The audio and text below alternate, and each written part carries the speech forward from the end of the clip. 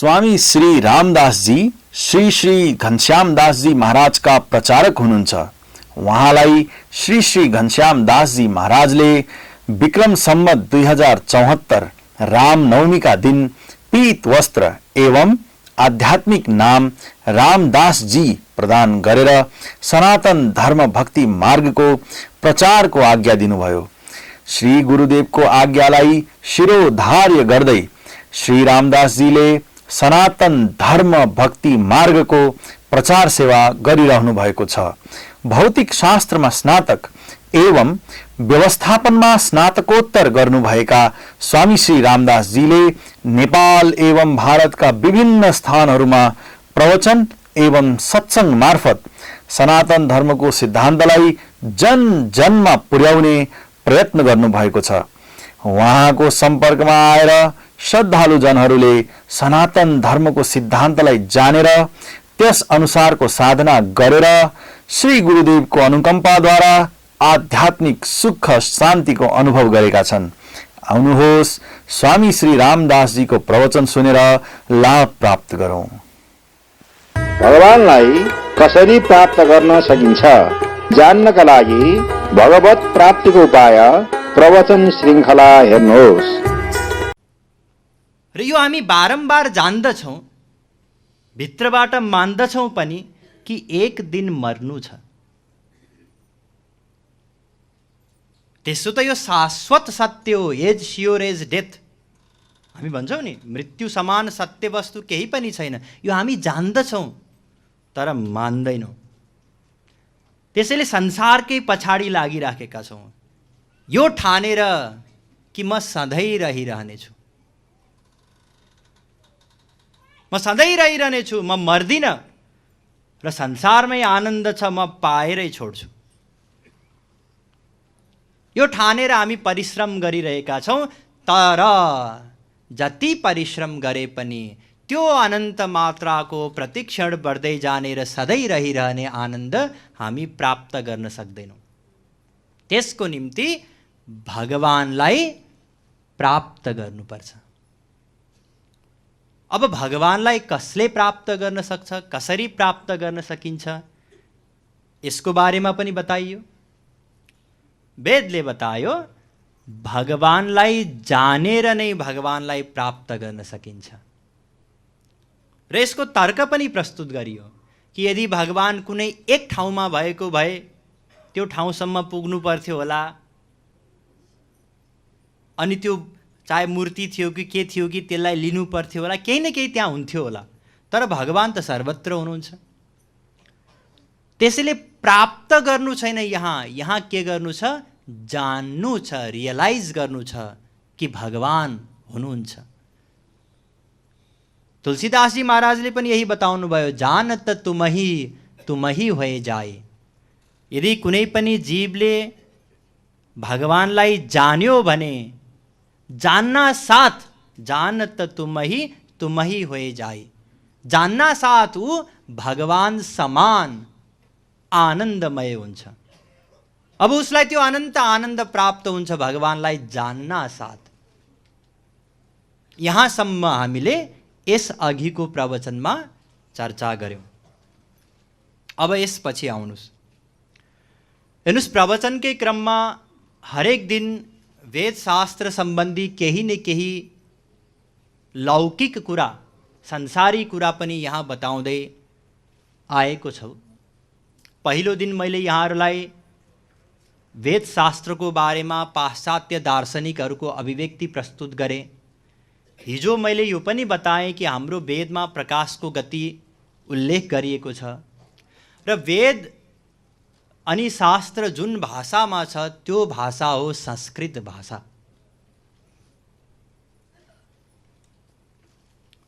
र जसरी भगवान अनादि हुनुहुन्छ, जीव अनादि हो, माया अनादि हो, सनातन धर्म अनादि हो।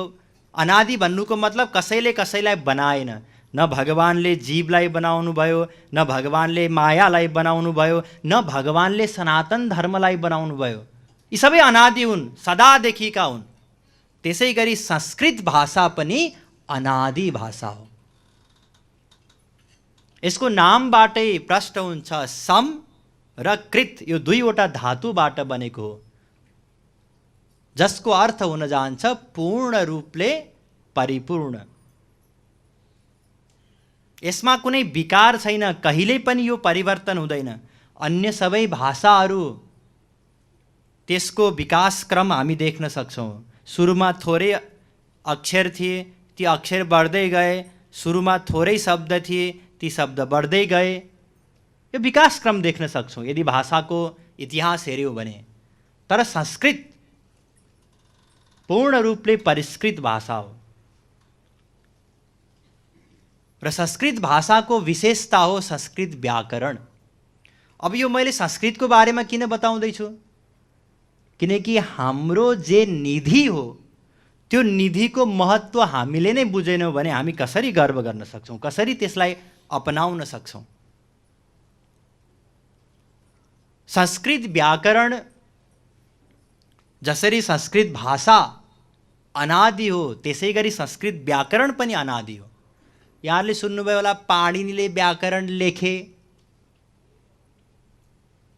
पाणिनीले व्याकरणलाई प्रकट गरे र पाणिनी नित्य सिद्ध सन्त हुनुहुन्छ। नित्य सिद्ध भन्नाले सधैँदेखिको। जसरी हामी नित्यबद्ध छौँ, नित्य मायाको अन्डरमा छौँ, आजसम्म भगवत प्राप्ति हाम्रो भएको छैन, तर महर्षि पाणिनी नित्य सिद्ध सन्त हुनुहुन्छ र उहाँको जुन व्याकरण हो अष्टाध्यायी, यो भगवान शङ्करजीको विशेष देन हो। जो संस्कृत भाषाको विद्यार्थी हुनुहुन्छ, त्यसो त मैले कहिले पनि संस्कृत पढ्ने अवसर पाइनँ। उहाँहरूलाई थाहा छ कि भगवान शङ्करजी एकपटक नृत्य गर्दै हुनुहुन्थ्यो र जब त्यो नृत्य समाप्त भयो तब उहाँले डम्बरू बजाउनु भयो।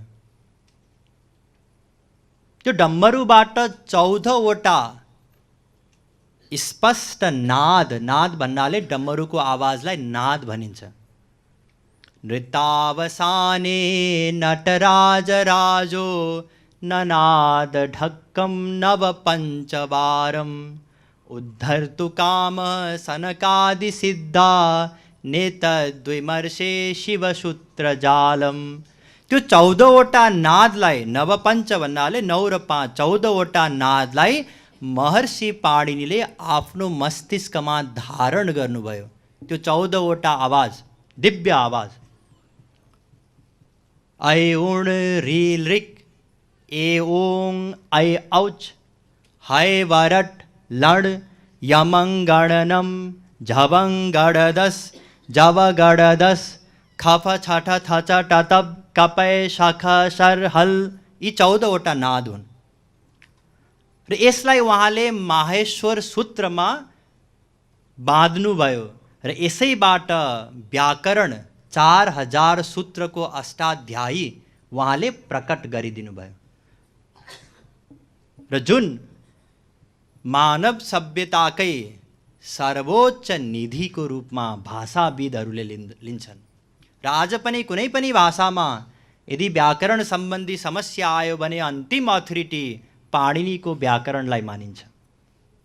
र संस्कृत भाषा, यसको यद्यपि विशेषता यहाँ छोटो समयमा त प्रस्तुत गर्न सम्भव छैन, तैपनि म केही यहाँ प्रस्तुत गर्न चाहन्छु। हेर्नु, संस्कृत भाषामा 102 अरब 78 करोड 50 लाख शब्दहरू छन्। कति? 102 अरब 78 करोड 50 लाख। र 17औं शताब्दीमा लन्डनमा प्रकाशित अङ्ग्रेजी भाषाको शब्दकोशमा केवल 3000 शब्द थिए।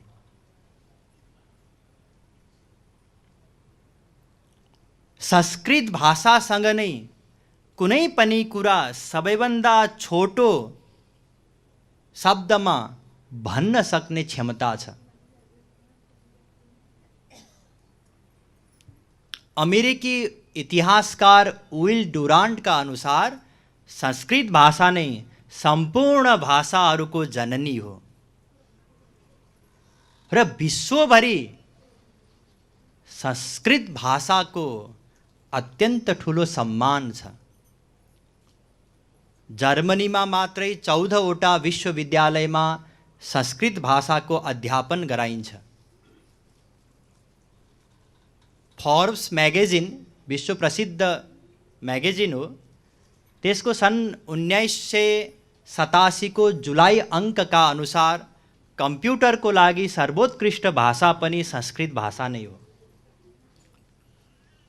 नासाका वैज्ञानिकहरूका अनुसार अमेरिकाले 6th र 7th जेनेरेसन सुपर कम्प्युटर संस्कृत भाषामै आधारित भएर बनाउँदैछ।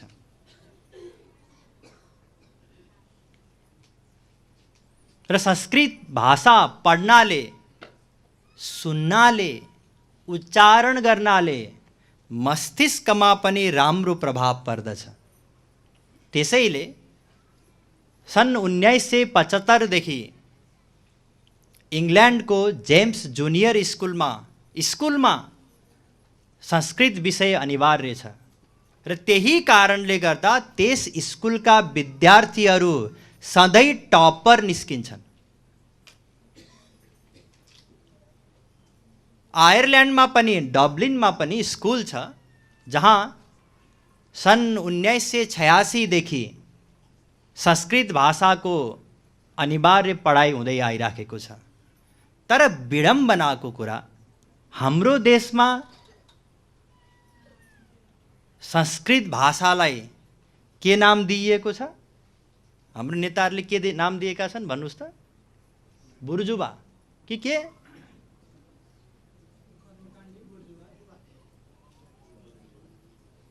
संस्कृत विश्वविद्यालयको पुस्तकालयमा आगो लगाएर विजयोत्सव मनाउँछन् हाम्रा नेताहरू। वास्तवमा यो लज्जाको विषय हो नि। जुन संस्कृत भाषाको उद्गम स्थल हाम्रो देश हो, जुन संस्कृत भाषाको अगाडि समस्त विश्व नतमस्तक छ, त्यो संस्कृत भाषा हामी पढ्न पाउँदैनौँ। त्यसैले यो प्रसङ्ग बाहेकको केही कुरा मैले यहाँहरूलाई राख्न चाहेँ ताकि चेतनाको जागरण होस्, हामीसँग भएको निधिको मूल्य हामीले पनि अलिअलि बुझौँ। अब आउनुहोस् मुख्य विषयमा। मुख्य विषय यही हो कि भगवानलाई जान्नु छ। किन? फेरि बिर्सिनु भयो होला। भगवानलाई किन जान्नु छ? किनकि भगवानलाई जानेर नै भगवानलाई प्राप्त गर्न सकिन्छ। भगवानलाई किन प्राप्त गर्नु पर्यो? किनकि भगवान नै आनन्द हुनुहुन्छ र हामी आनन्द चाहन्छौँ। यो हो नि लिङ्क। यो कडी हामीलाई याद हुनुपर्छ। यो कडी याद हुँदै गयो भने फिलोसफी पनि हामी बुझ्दै जान्छौँ, दर्शन पनि बुझ्दै जान्छौँ।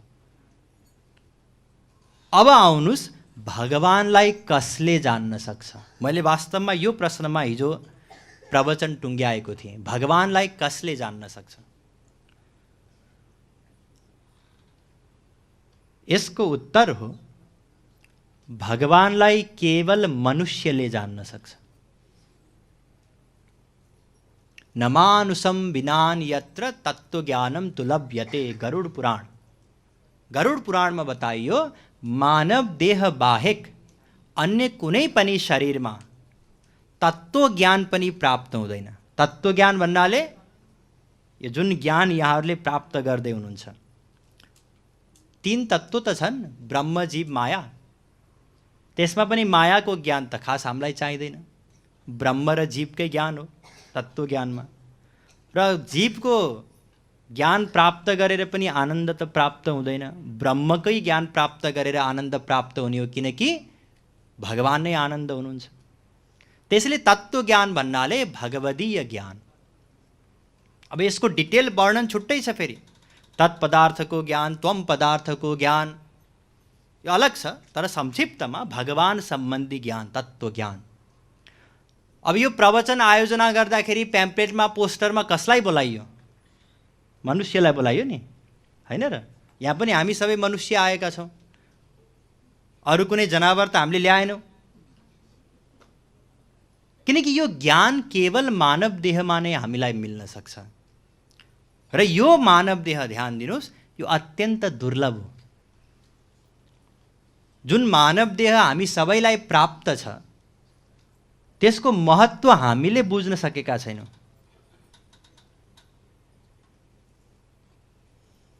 यहाँहरूले एउटा कल्पना गर्न सक्नुहुन्छ, कुनै दृश्य, कुनै एउटा गरिब व्यक्ति छ, झुपडीमा बसिराखेको छ, तर त्यही झुपडी मुनि यदि धन गाडिएको छ, तर त्यो धनको बारेमा उसलाई थाहै छैन भने त्यो कति अभागी होला, सोच्नुहोस् त।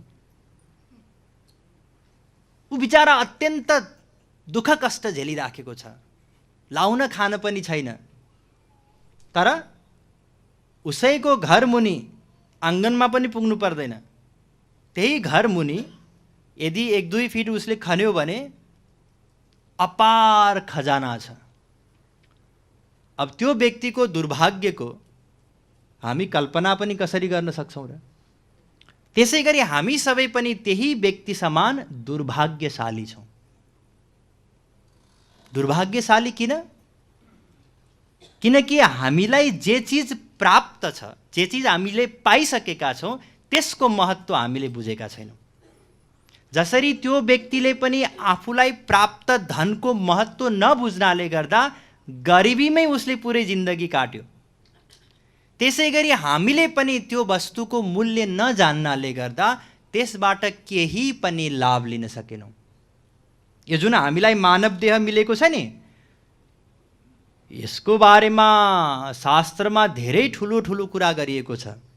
दुर्लभो मानुषो देहो देहिनाम क्षणभङ्गुरः तत्रापि दुर्लभम मन्ये वैकुण्ठ प्रियदर्शनम। भागवत 11:2-29। हेर्नुहोस्, वेदव्यासजीले बताउनुभयो, यो जुन मानव देह हामीलाई मिलेको छ, यो अत्यन्त दुर्लभ हो।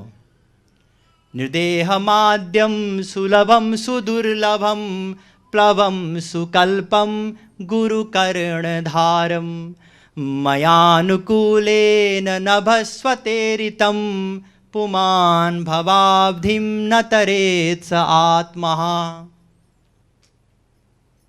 भागवत 11:20-17। यहाँ पनि वेदव्यासजीले बताउनुभयो, यो मानव देह अत्यन्त दुर्लभ छ।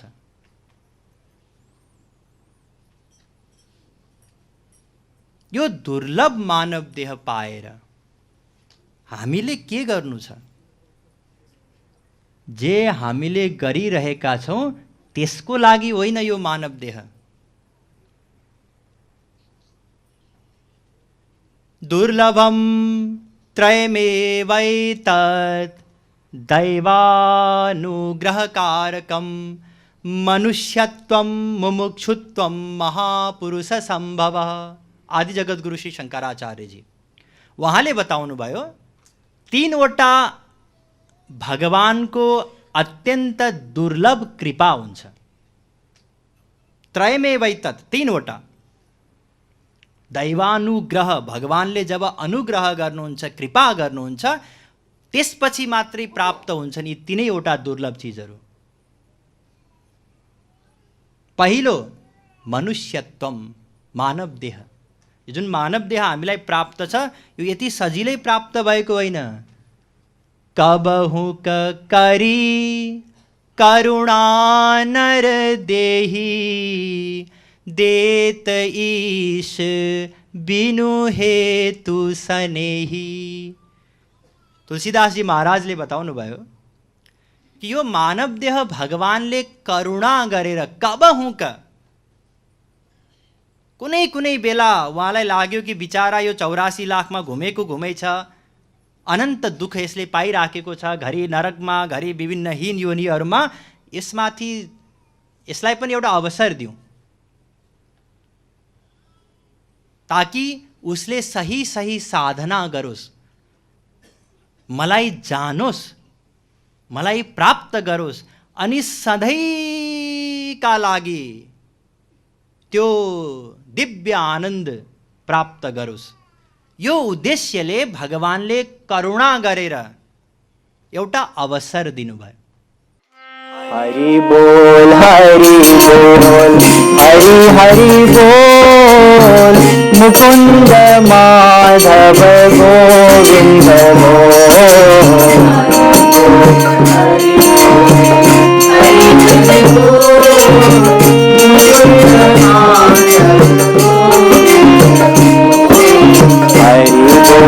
हरि बोल, हरि हरि बोल, मुकुंद माधव गोविंद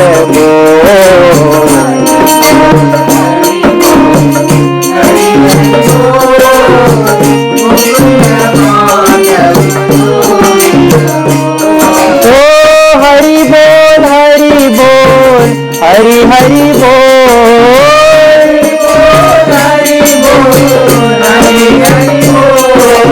हरि बोल हरि बोल, हरि बोल हरि हरि बोल,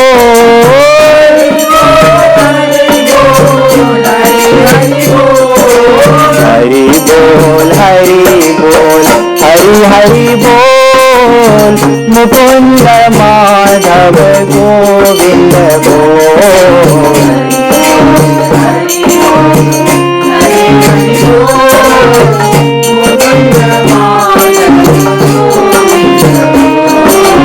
हरि बोल हरि बोल, हरि बोल हरि बोल, हरि हरि बोल, मुकुंद माधव गोविंद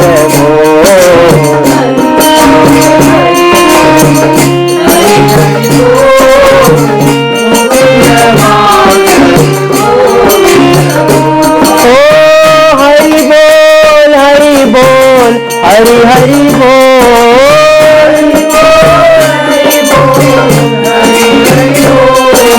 हरि बोल हरि बोल, हरि हरि बोल,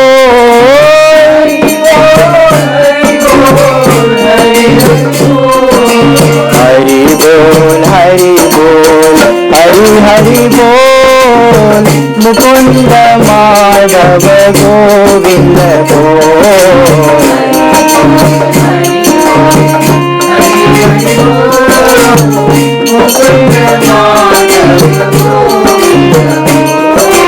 हरि बोल हरि बोल, हरि हरि बोल, मुकुंद माधव गोविंद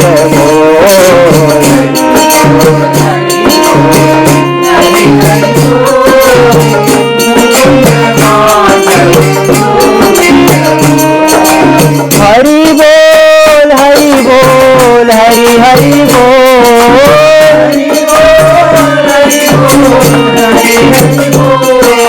हरि बोल हरि बोल, हरि हरि बोल,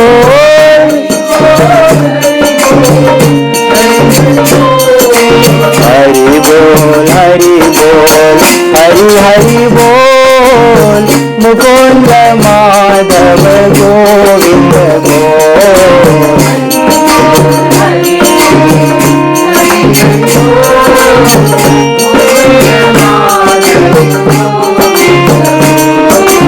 हरि बोल हरि बोल, हरि बोल हरि बोल, हरि हरि बोल, मुकुंद माधव गोविंद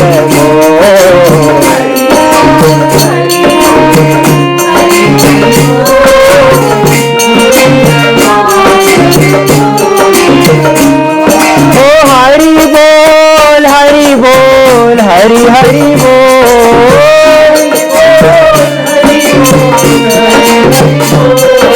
हरि बोल हरि बोल, हरि हरि बोल,